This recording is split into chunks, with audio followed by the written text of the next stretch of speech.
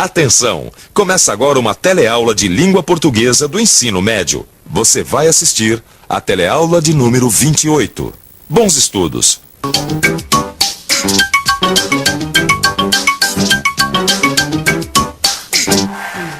A outra tá certa.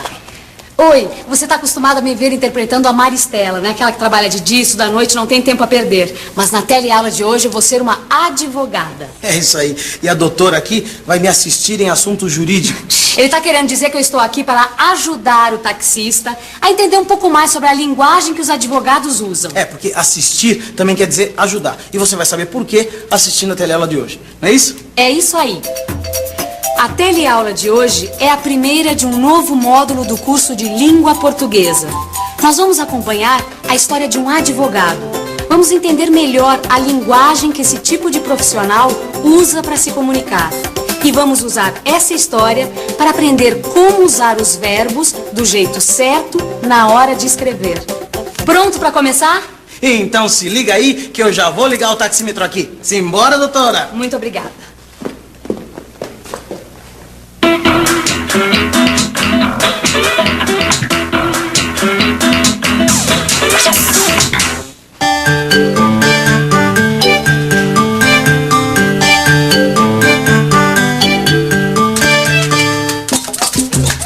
Com a sua permissão.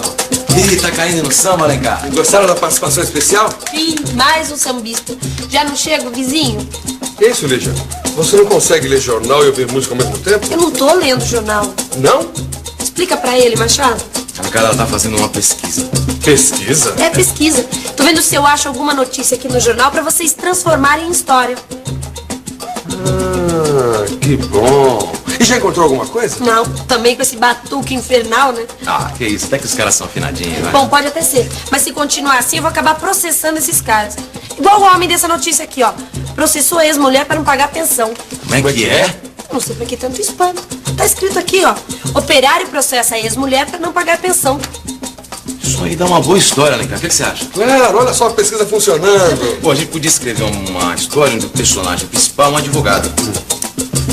Doutor Danilo Peçanha, advogado de ações cíveis e trabalhistas. É isso aí.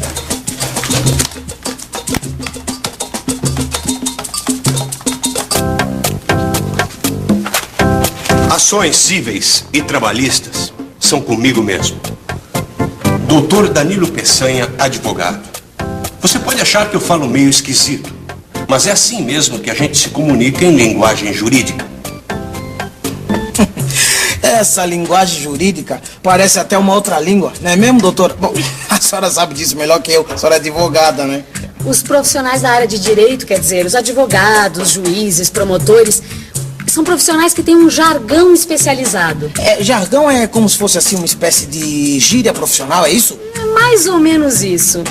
Nós usamos até mesmo palavras em latim.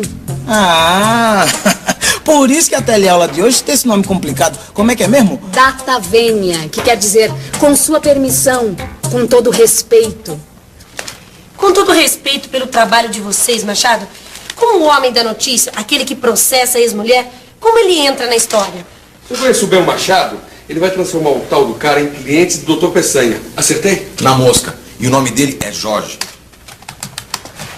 Meu nome é Jorge e conforme eu estava explicando aqui para o Dr. Peçanha, o meu problema é que a minha mulher está num emprego muito bom. Bom mesmo. Mas, ô Jorge... Um momento só, doutor.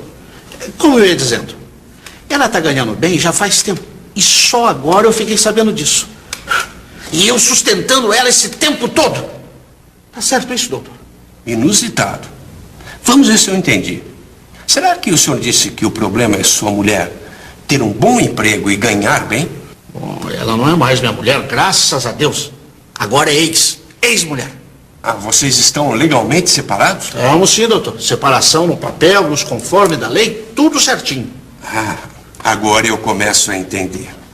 A sua ex-esposa, da qual o senhor está separado judicialmente, não obstante esteja empregada, continua usufruindo da pensão alimentícia.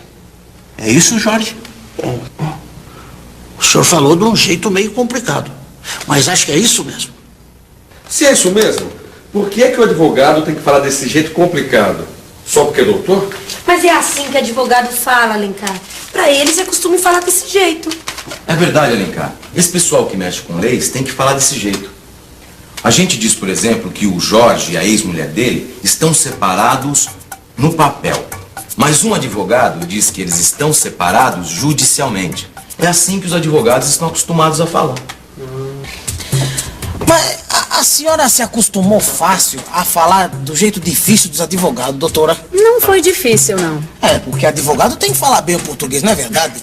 Não se trata de falar bem ou mal o português. Um advogado deve sim conhecer bem a gramática.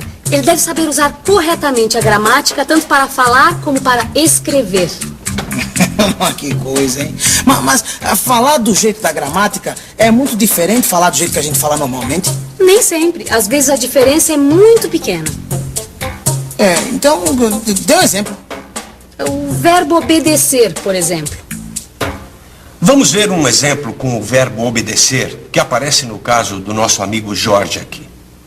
Pode continuar sua história, Jorge. Como eu ia dizendo, doutor, a minha ex-mulher deve estar ganhando mais do que eu. E ainda continua levando os 20% que o juiz mandou. Eu obedeço o juiz em tudo. Você prestou atenção no que o Jorge disse?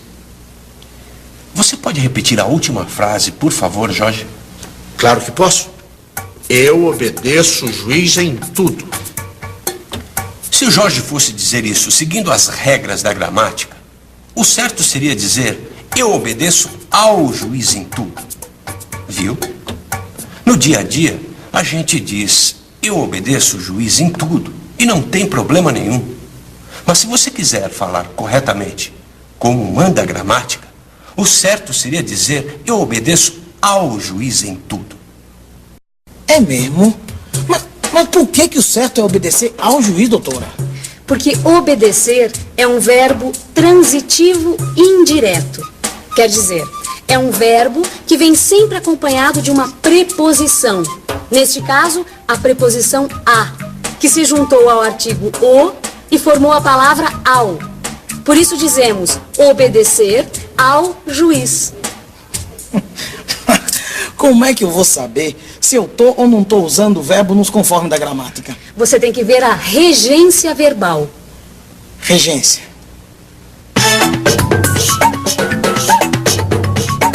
Aqui no dicionário tem uma porção de significados para a palavra regência, mas o que mais interessa para nós é este aqui.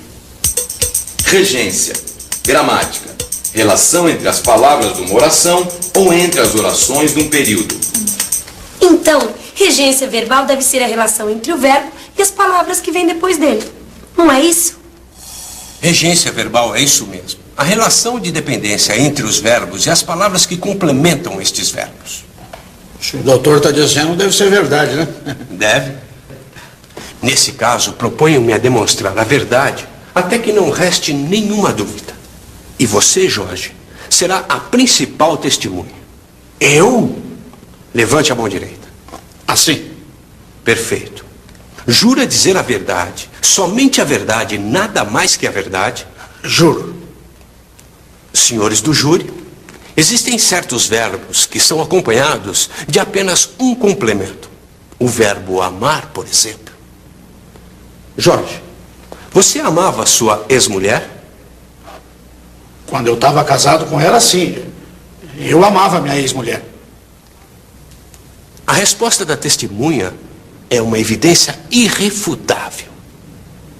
Ele disse: eu amava minha ex-mulher. Prestem atenção nesta frase. Olhem bem para a palavra que acompanha o verbo amar. A palavra é minha. Minha. Um pronome, senhores do júri, e não uma preposição. Não é verdade, Jorge? Sem dúvida. Então você admite que o verbo amar não precisa de um complemento, de uma preposição? Admito sim, doutor. E você sabia que verbos assim são chamados de transitivos diretos? Eu estou sabendo agora. E você? Você sabe agora o que é regência verbal? Agora eu sei. Ué, sabe o quê? Agora eu sei como é que funciona essa história de regência verbal. Olha aqui no dicionário. Vocês estão vendo essas letrinhas aqui, ó, depois do verbo amar? D, T, D. Já vi. Isso quer dizer o quê? Quer dizer que amar é um verbo transitivo direto. Vamos ver outro verbo. Deixa eu ver aqui. Esse aqui, ó. O verbo gostar. Ah, agora tá escrito VTI. Que quer dizer que gostar é um verbo transitivo indireto. Ou seja, gostar vem acompanhado de preposição. Vamos ver se é verdade. Lígia, diz uma coisa aí que você gosta. Eu gosto de viajar. Viu? Ela disse gosto de. De é preposição. Por isso, gostar é um verbo transitivo indireto. Tá entendido? Ah, agora eu entendi. Se tem uma preposição acompanhando um verbo, ele é transitivo indireto.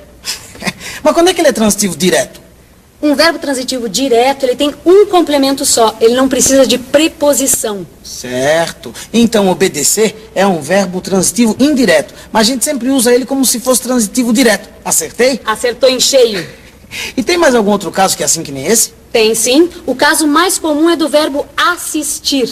Ah, não. A senhora não vai me dizer que tá errado eu falar que ontem eu assisti o jogo na televisão. Segundo a gramática, não. Você pode dizer que viu o jogo na televisão ontem. Mas se você usar o verbo assistir no lugar de ver, o certo é falar: ontem eu assisti ao jogo na televisão. Quando assistir significa ver, ele é um verbo transitivo indireto, precisa de preposição. Sem a preposição, ou seja, como verbo transitivo direto, assistir quer dizer ajudar, dar assistência. Essa aí vai ser difícil de me acostumar, viu? Mas não precisa se preocupar com isso. Não tem problema nenhum falar assim. A não ser se você virar advogado. É! E quem sabe um dia a gente não se encontra no tribunal e em vez de eu estar assistindo ao julgamento, eu vou estar assistindo o meu cliente. E o cliente do Dr. Peçanha, Machado, vai ser assistido ou não vai? Eu acho justo que ele não pague mais a pensão para ex-mulher. Afinal, ela ganha mais que o coitado. Não sei não. O que você acha, Lígia? Ai, eu não quero dar palpite nessa história. Em briga de marido e mulher não se mete a colher. Se é assim, vamos deixar o Dr. Peçanha contar o fim da história. A história acabou no Tribunal de Justiça. Entramos com uma ação revisional de pensão alimentícia. Baseado no fato de meu cliente não ter filhos com sua antiga esposa e nos testemunhos que confirmavam que aquela senhora dispunha de condições financeiras para manter-se sem depender da pensão que lhe pagava o ex-marido, o juiz decidiu em favor de Jorge. O que ele está dizendo é que eu não preciso mais pagar pensão para minha ex-mulher. O doutor aqui fala difícil, mas sabe o que fala. Mas você pode entender melhor o que eu falo. No seu livro de estudos, você vai encontrar outras informações sobre linguagem jurídica que podem ser muito úteis na sua vida. Mas antes, como é de praxe, se liga que aí vem revisão. E atenção, se liga aí, que é a hora da revisão. Na teleaula de hoje, nós conhecemos um pouco da linguagem jurídica, a maneira de se expressar dos profissionais da área de direito. Vimos também que a regência verbal é a relação entre o verbo e seus complementos, e que às vezes ela é diferente na linguagem coloquial e na linguagem formal. Vimos ainda que um verbo é transitivo direto quando não precisa do complemento de uma preposição. E quando precisa, ele é um verbo transitivo indireto. E aqui termina a primeira teleaula desse novo módulo de língua portuguesa. Mas as aventuras do Dr. Peçanha continuam na próxima, hein? Até lá!